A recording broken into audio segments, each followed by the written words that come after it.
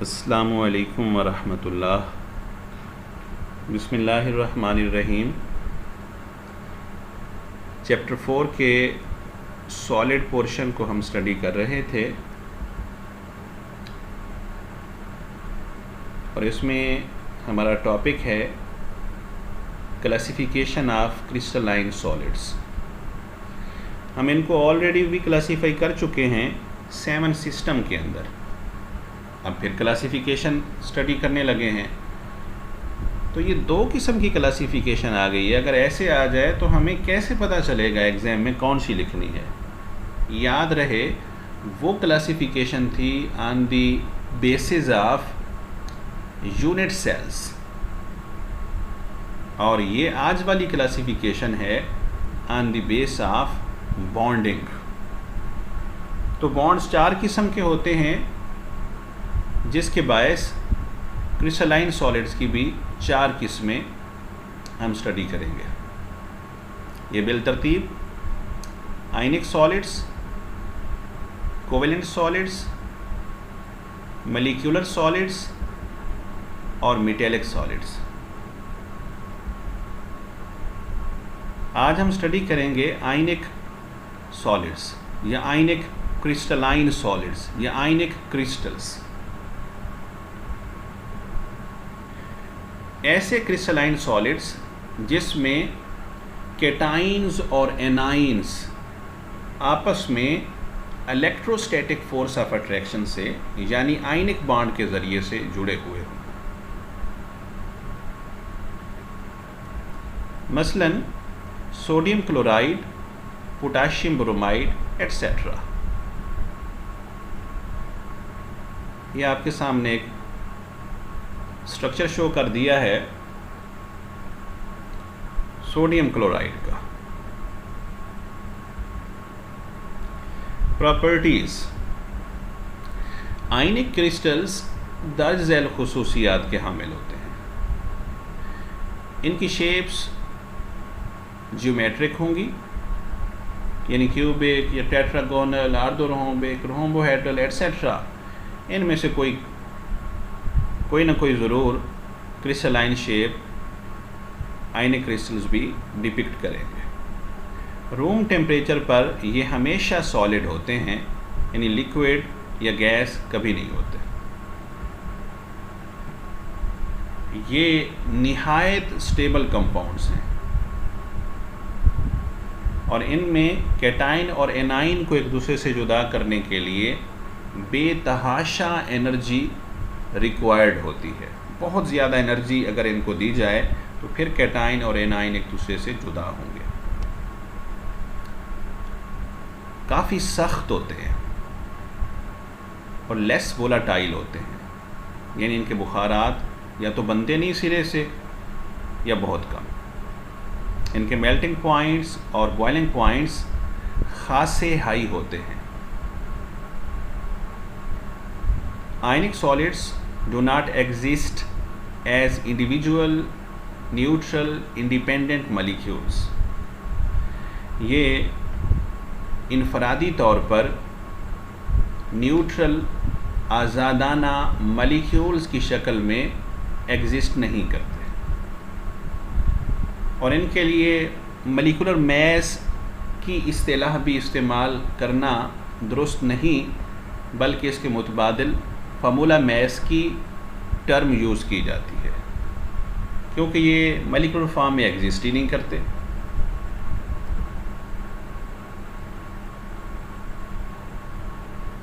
इनके पार्टिकल्स के दरमियान जो बॉन्ड होता है वो आयनिक होता है और आयनिक बॉन्ड हमेशा नॉन डायरेक्शनल होता है।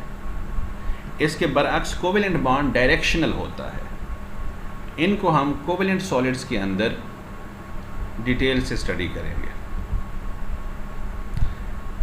इनका स्ट्रक्चर क्लोज पैक्ड होता है और आयन्स जो हैं कैटाइन और एनाइन्स मिलकर मिनिमम स्पेस ऑक्यूपाई करते हैं यानी निहायत करीब करीब हो जाते हैं कैटाइन और एनाइन्स। तो ये क्लोज पैकिंग हो जाती है तो ये जगह कम घेरते हैं। दूसरे अल्फाज में हम कह सकते हैं कि इनका स्ट्रक्चर ओपन नहीं होता और इनके दरमियान स्पेस कम से कम पाई जाती है, हद्दुल मकदूर कम से कम स्पेस पाई जाती है।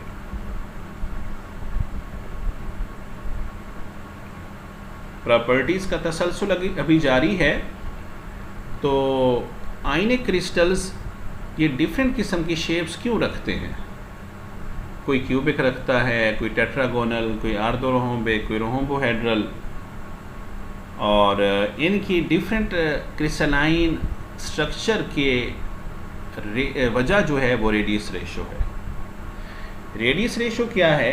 It is the ratio of radius of cation to that of anion. हम जानते हैं कि आयनिक कंपाउंड या आयनिक क्रिस्टलाइन कंपाउंड कैटाइन और एनाइन के मिलने से बनता है। तो कैटाइन्स में से कोई एक कैटाइन जब लेंगे तो उसके का कैटाइनिक रेडियस क्या है उसको न्यूमिनेटर में लिखें, और एनाइन का एनाइनिक रेडियस क्या है उसको डिनोमिनेटर में लिखें। ये जो फ़र्क आएगा ये रेडियस रेशो कहलाएगा। ये रेडियस रेशो की वैल्यू डिपेंड करती है या सिलेक्ट करती है कि स्ट्रक्चर ये कैसा होगा। ये एंड सेंटर होगा, बॉडी सेंटर्ड होगा, फेस सेंटर्ड होगा, या सिंपल प्रिमिटिव होगा। इनको हम एक्सरसाइज के अंदर मज़ीद इनकी इस फ़र्क को वाज़ेह करेंगे। उसमें एक शार्ट क्वेश्चन आता है जिसके फर्दर 3 टाइप्स हैं, वहाँ ये बात मज़ीद क्लियर होगी। आपकी टेक्स्ट बुक की स्टेटमेंट मैंने यहाँ पे लिख दी है। सोडियम क्लोराइड और सीजियम फ्लोराइड दोनों सेम क्रिस्टलाइन स्ट्रक्चर रखते हैं, और इनका क्रिस्टलाइन स्ट्रक्चर होता है फेस सेंटर्ड क्यूबिक। वजह क्या है? वो ये है कि इनकी रेडियस रेशो काफ़ी करीब करीब होती है। इसमें आपको एक हकीकत बता दूं कि जब आप ग्रुप को स्टडी करते हैं, फर्स्ट ग्रुप को, तो सोडियम के नीचे पोटाशियम, फिर रुबीडियम, फिर सीजियम। तो सीजियम का साइज़ बहुत बड़ा है सोडियम की बनिस्बत, तो कैटाइन का रेडियस बहुत बड़ा होगा। और नीचे एनाइन क्लोराइड की बनिस्बत फ्लोराइड का साइज़ छोटा होता है। 7th ग्रुप में पहला फ्लोराइड है, फिर क्लोराइड है। तो इसकी रेडियस रेशो वैल्यू जो है वो सीजियम फ्लोराइड की ये सोडियम क्लोराइड की रेडियस रेशो से काफ़ी डिफरेंट होनी चाहिए। इसको फिर इंशाल्लाह कभी वाज़ेह करेंगे, लेकिन यहाँ हम बुक की स्टेटमेंट को मिनो अन लिखने के पाबंद हैं, क्योंकि examination of point of view से यही बात एथेंटिक समझी जाती है। सॉलिड हालत में, ठोस हालत में आयनिक कंपाउंड्स इलेक्ट्रिसिटी के नॉन कंडक्टर होते हैं, इनसे करंट नहीं गुजरता। इसकी वजह यह है कि कैटाइन्स और एनाइन्स मजबूत इलेक्ट्रोस्टैटिक फोर्स ऑफ अट्रैक्शन के ज़रिए से एक दूसरे के साथ जुड़े होते हैं, और कैटाइन्स और एनाइन की सॉलिड क्रिस्टल के अंदर पोजीशन फिक्स होती है, वहाँ उसको छोड़ के दूसरी जगह मुंतकिल नहीं होते। इसको हम नेक्स्ट पॉइंट के अंदर मज़ीद वाज़ेह करते हैं। सॉल्यूशन की हालत में या मोल्टन यानी पिघली हुई हालत में आयनिक कंडक्टर्स, आयनिक सॉलिड्स जो हैं या आयनिक क्रिस्टल्स जो हैं, ये बहुत अच्छे कंडक्टर होते हैं करंट के, क्योंकि इनमें आयन्स मूव कर सकते हैं पिघली हुई हालत में या महलूल यानी सॉल्यूशन की हालत में। क्वेश्चन एक पैदा होता है कि करंट के कंडक्ट होने की कितनी रीज़न्स हैं? तो 2 रीज़न्स हैं, या तो फ्री इलेक्ट्रॉन्स हों कि वो उस लेटस के अंदर आसानी से मूव कर सकें, जैसे सॉलिड के अंदर होते हैं, लोहे में हैं, तांबे में हैं, एट्सेट्रा, और इनमें फ्री इलेक्ट्रॉन की मौजूदगी इनको कंडक्टर बनाती है। आयनिक क्रिस्टल्स के अंदर फ्री इलेक्ट्रॉन्स होते ही नहीं है, कैटाइन से जो इलेक्ट्रॉन निकले थे वो एनाइंस ने ले लिए थे, लिहाजा इनमें फ्री इलेक्ट्रॉन नहीं है। दूसरी रीज़न होती है करंट की कंडक्शन की, फ्री आइंस मौजूद हों, कैटाइंस या एनाइंस या दोनों, और वो आसानी से मूव कर सकें, आज़ादी से मूव कर सकें। तो सॉलिड स्टेट के अंदर ये दोनों चीज़ें नहीं होती, ना फ्री इलेक्ट्रॉन्स होते हैं ना फ्री आइंस होते हैं। हाँ, मोल्टन फॉर्म या सॉल्यूशन फॉर्म में आयनिक क्रिस्टल्स फ्री आइंस रखते हैं जिनकी मूवमेंट की वजह से इनमें से करंट गुजर सकता है।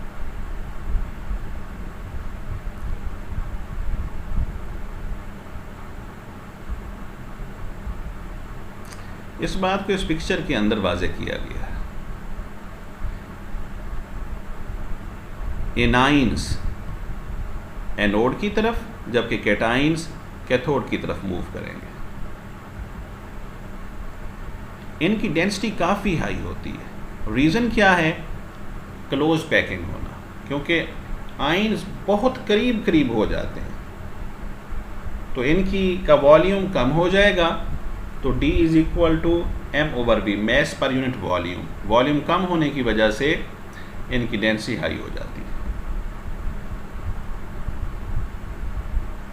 कुछ आयनिक क्रिस्टल्स पानी के अंदर यानी पोलर सॉल्वेंट्स वगैरह में, जैसा कि पानी इसकी एग्जांपल है, इसके अंदर हल हो जाते हैं। रीज़न इनकी आयन डाइपोल फोर्स है, जिसको हम इस चैप्टर के फर्स्ट लेक्चर के अंदर स्टडी कर चुके हैं, लिक्विड पोर्शन के अंदर। नॉन पोलर सॉल्वेंट्स में ये हल नहीं होते।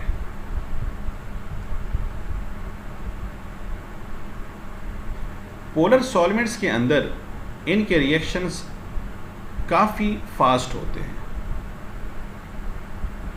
इस पॉइंट को हम ये भी यहाँ भी देखते चलें कि मैंने लिखा है some ionic crystals are soluble in polar solvents like water.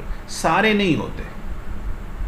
इनकी रीज़न हम चैप्टर 6 के अंदर पढ़ेंगे, जहाँ हम हाइड्रेशन एनर्जी को और लेटेस्ट एनर्जी को कंपेयर करेंगे।